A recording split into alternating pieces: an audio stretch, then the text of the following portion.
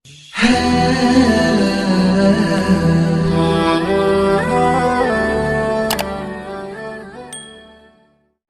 دارالعلوم دیوبند الحمدلله هغه علما دي چې زه دا فخر سره ویلی شم چې د دارالعلوم دیوبند علما ټول بزرګانو او د دارالعلوم دیوبند علما ټول ولیانو او تاسو ته مثال کې پیش کولی شم.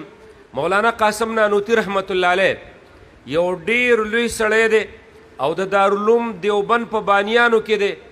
یو ځل دی په لاره باندې روان دی او په سفر باندې ځي.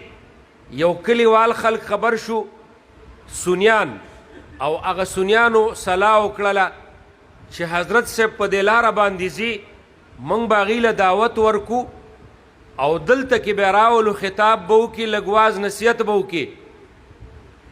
حضرت صاحب ته دعوت ورکه وی حضرت صاحب که ته د دې طرف نه موږ ته دا دعوت قبلی او که واپسی کې راځې او زموږ دعوت قبلی خو موږ ته به خامخا ټیم وباسې. حضرت صاحب وخت قبول که دعوت قبول که وخت یې وله ورکه. شیعګان په هغه کلي کې ډېر کثرت سره موجودو. شیعګان خبر شو او شیعګانو یو صلاح وکړله مشوره یې وکړله او دا مشوره او صلاح یې وکړله چې راځئ دا خپل لوی لوی علما راولې د شیعګانو. نو د لکنو نه څلور عالمان راوستل، څلور عالمان، او هر عالم ته وی لس سواله به په دې سنیانو په دې عالم باندې کې وی ته به هغې ګوټ کې کښېنې، ابل ته وی ته به هغې ګوټ کې کښېنې، د صدریم ته وی دې ګوټ کې به کښېنې او څلورم ته وی هغې ګوټ کې به کښېنې. لس سواله به ته کې چې ستا لس سواله خلاص شي هغه ته وی لس سواله به ته کې او چې ستا لس سواله خلاص شي لس سواله به وی هغه کوي او چې د دې لس سواله خلاص شي بس وی وخت به ختمي.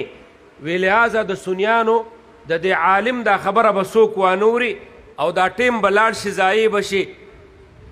دا عالم کېناسته مولانا قاسم نانوتي رحمت الله علیه کېناسته بیان ته. دا سړی پاسېده د سوالونه شروع کړل. مولانا قاسم نانوتي رحمت الله علیه د قرآن حدیث په رڼا کې جوابونه ورکول مدلل او مجلس کې شیعګان هم ناست دي، مجلس کې سنیان هم ناست دي او دا جوابونه اوري. چې د لس سوالونه ختم کړل هغه سوالونه شروع کړل، چې هغه لس سوالونه ختم کړل بل شروع کړل. چې په دې مجلس کې څومره شیعګان ناستو هغوی وی چې زمونږ خو نن غوږونه کولاو شو، نن خو زمونږ د زړه غوږونه او سترګې کولاو شوې، موږ خو شیعګانو غلط فهمۍ کې ساتلي وو، تر اوسه پورې په دې غلطه لارې روان کړي وو. په هغې مجلس کې ټولو شیعګانو توبه وویستل او سنیان شو. زما محترم ملګرو اوس د دې شیعګانو د مشرانو سره یو ډېر لوی فکر پیدا شه چې موږ غوښتل څه او وشو څه.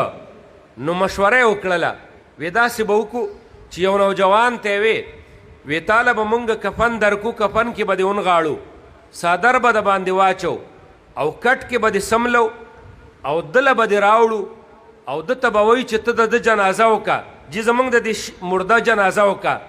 وی چې کله دی تا ته جنازه کوي او نیت تړي او دی وی الله اکبر او دویم الله اکبر ووی نو وی ته به بس د دې کټ نه پاسې او منډه به کې.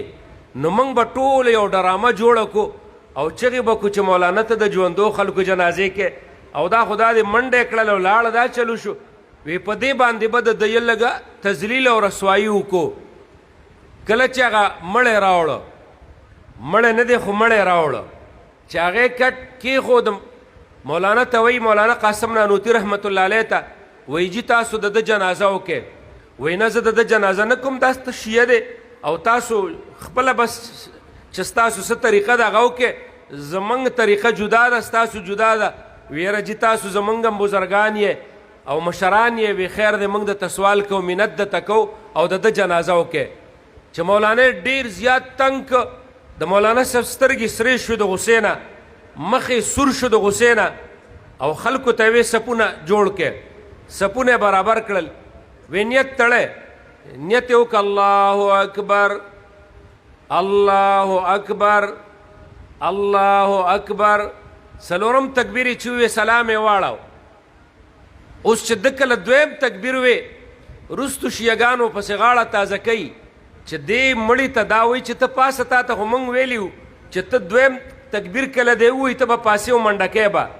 مولانا سلور تکبیره وویل او سلام یې واړو او چې سلام یې واړو په دقې غصې انداز کې سترګې سرې دي مخ یې سور دی او دې خلق شیګانو ته مخ کړه او وی یہ قیامت کی صبح تک نہیں اٹھیں گا انشاءاللہ او چاغی راله نو صادر تلرک هغه مړ پروتو استاد دا کرامت د علماء دیوبند منه دا کرامت د دې عالم او د علماء دیوبند کرامت دی زما محترم